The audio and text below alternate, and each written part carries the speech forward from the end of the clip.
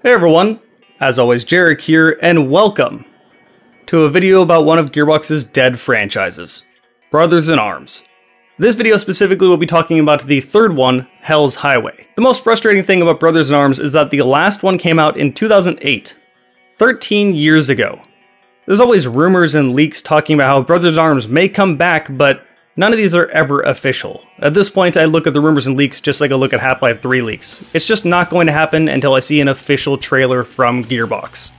At this point, the franchise is dead. And let's be real, Gearbox is way too busy not paying their employees, destroying legendary franchises that we all love, and having a CEO with the cognitive ability of a dense cabbage. Someone really needs to Donald Trump his Twitter or something. The reality is that the Gearbox we knew back in the 2000s is a much different Gearbox than we know now. You know, being a studio that everybody hates. Rightfully so. Anyway, enough negativity about Gearbox, let's talk about Brothers in Arms. These were fantastic games, and in my opinion Hell's Highway is the best one, so that's the one I'm covering here. The PC version of Hell's Highway is overall pretty good. All the settings I expected to be there were there, the game never crashed, but there was one problem. Yeah, there was no FOV slider. Fixing this is not really too much of an issue, it's just changing a few things in an INI file, but it's a little jank the way you fix it. You see, if you just raised the FOV, it would royally break the cutscenes and aiming down sights. This FOV fix basically fixes that by putting a toggle when you aim. Every time you hold down the aim button, it reverts to the natural default FOV. You can also fix the FOV problem in the cutscene by binding F2 to change back to the default FOV. There you go, FOV problem is fixed. A little jank, but not that big of a deal. Next, let's talk about the graphics itself, and this leads me to an interesting thing I have noticed. If people were, say, a teenager back in 2008 when this game came out, they'll recognize it as a 360 game. Probably will remember it looking a little bit better than it does, but still they'll remember it as a 360 game. People that were very young when this came out look at it and go, this looks like a mobile game.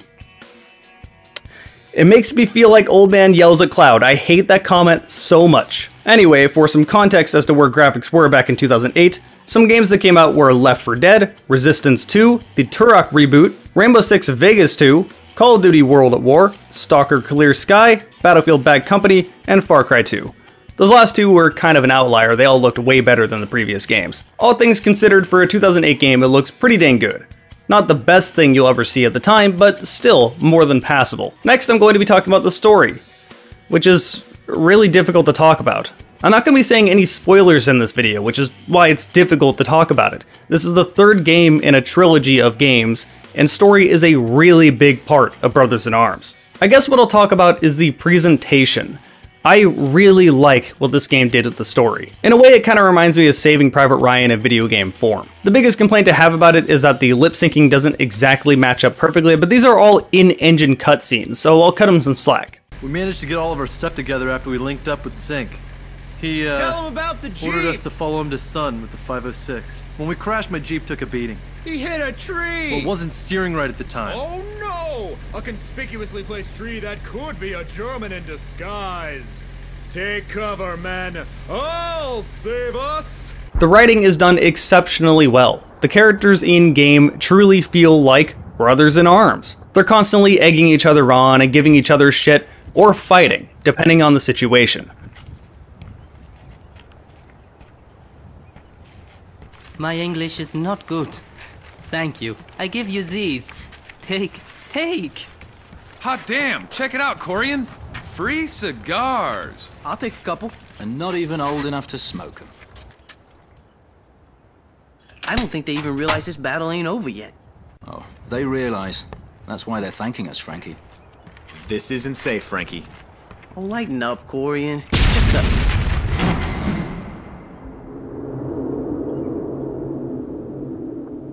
You're gonna be fine! Look at me! You're going to be fine! Frankie, we gotta go now. Hang on!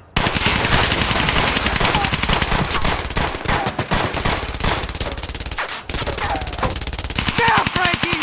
We can help him!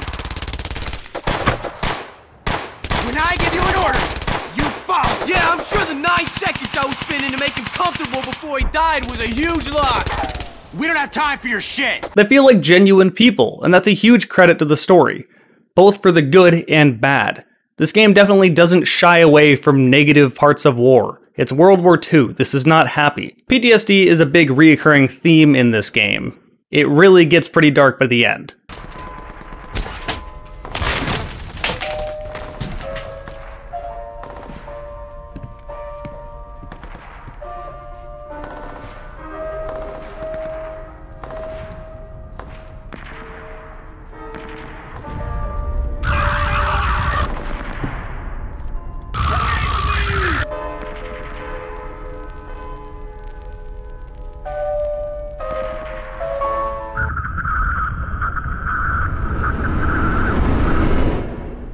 There is a lot you can dissect when it comes to the story. You can look at every individual cutscene and make a whole essay about it.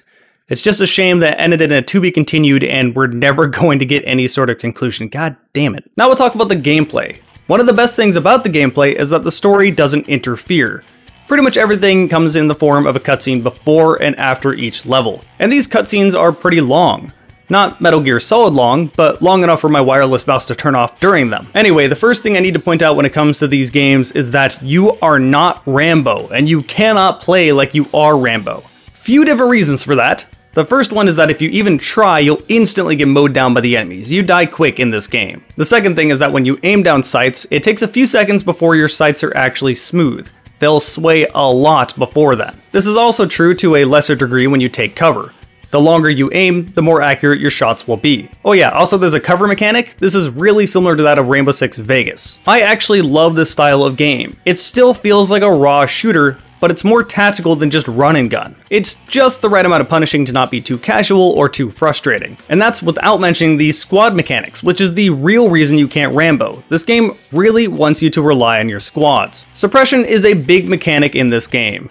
If you suppress an enemy, they'll have a harder time shooting back at you. And I mean a lot harder. They'll have a hard time just poking their head up. This is where your squad is going to be useful. Controlling them is super easy. You press tab to swap between the squads you have, you hold the middle mouse button down to tell them to go to cover, or point at an enemy to tell them to shoot that enemy. This is important because you're going to want to have your squad mates suppressing enemies so you can flank them or tell another squad to flank the enemy. If you want them to fall back in, you hold down tab and that squad comes back to you.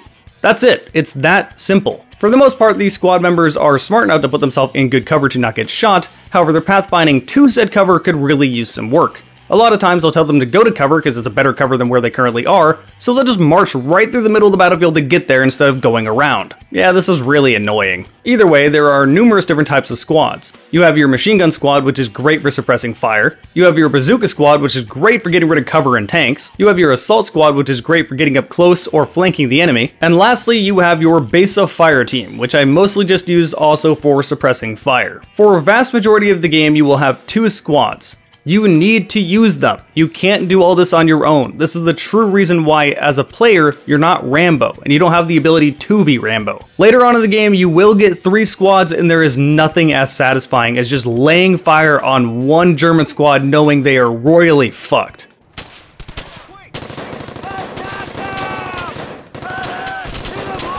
Literally every single one of my squads, all shooting at this one tiny German squad.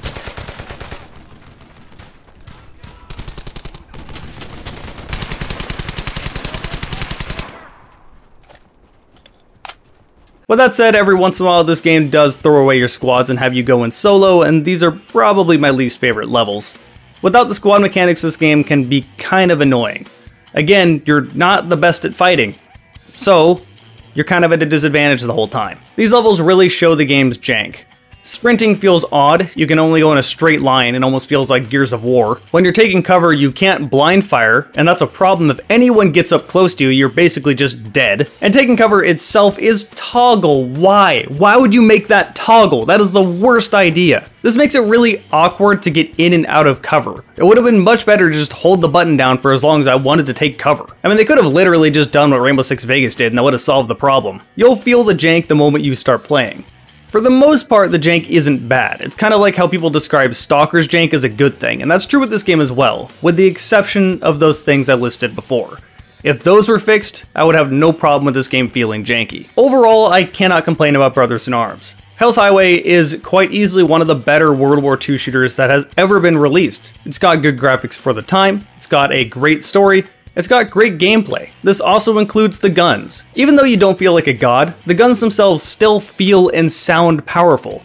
They have good recoil, and the sound effects have that sort of signature crack to them that you would expect coming from a bullet.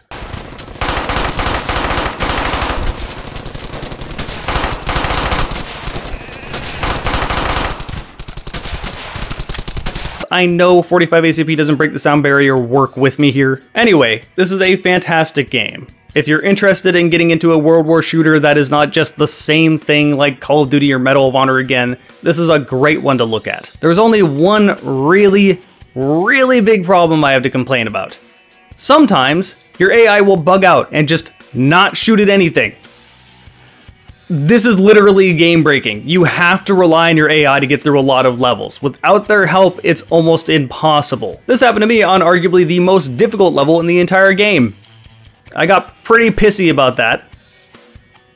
It was not fun. This was really frustrating. Thankfully, restarting the game fixed this, but still, holy hell, that's a really big issue. From what I read online, this is actually a pretty common issue that could happen, so be prepared. If it does happen to you, restart your game and it should fix it. So yeah, this is not a flawless game, but it is really damn good, and it's just a shame that we're never going to be seeing a sequel, especially with that to be continued ending. I know I probably shouldn't be disappointed with anything Gearbox does.